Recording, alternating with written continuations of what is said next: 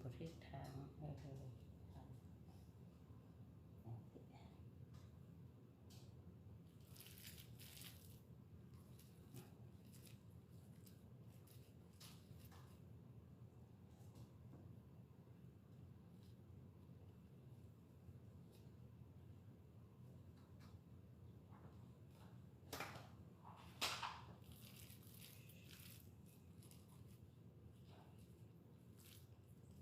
ตัวนี้เหลือแล้วค่ะเอาพักห่อ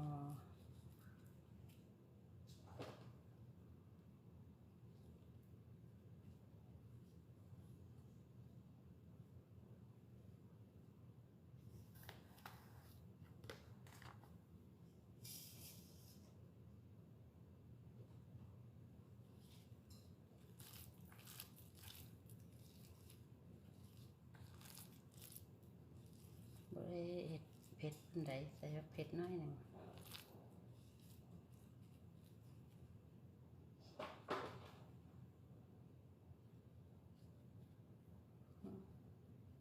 บริเน้อยหรอกบริน้อย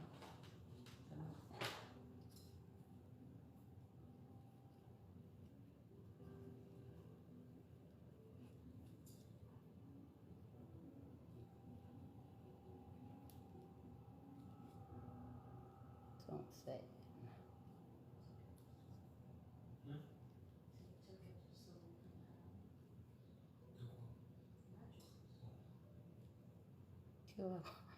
คื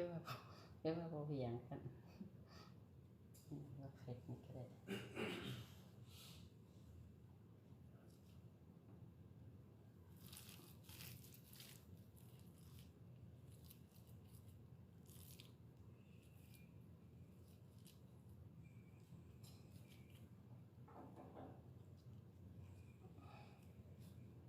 อันนี้ก็ยังเพียงอันนั้นสงสัยมันบินดอง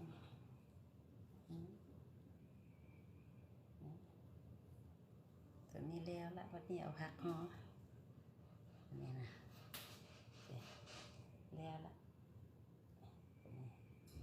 ผักห่อ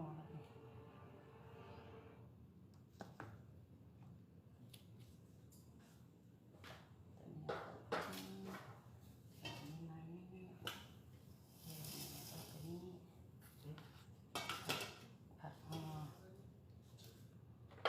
ตัวนี้ใส่หั่นแห้งหลายบ่ได้คนน้อยสิตื่น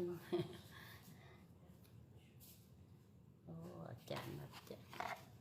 ห่อใส่จานบายในตื่นตู้ให้กินให้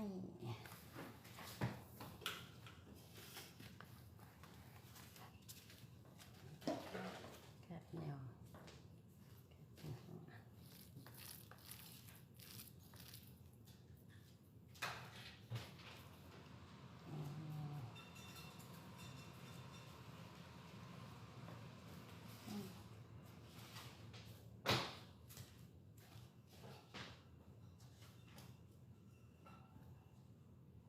มันเลิก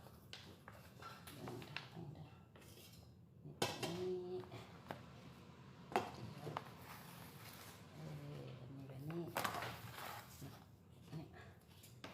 แบบนี้สิเห็นอยู่อันนี้แล้วเราไปพุ่นนี่นี่มะเผ็ดหมดแล้วเอานี่ห่อใส่ผักนี่ห่อคือนี่เห็ดจังสิคือกันกับแผ่นอีโก้นี่แหละขวดมันจะแข็งอยู่นี่เราใส่สีสันเราครอบมันตัวใดใบน้อยก็เห็ดห่อน้อยตัวใดใบใหญ่ก็เห็ดห่อใหญ่เห็ดไว้ไปกินกันใส่ไข่ใส่หลาย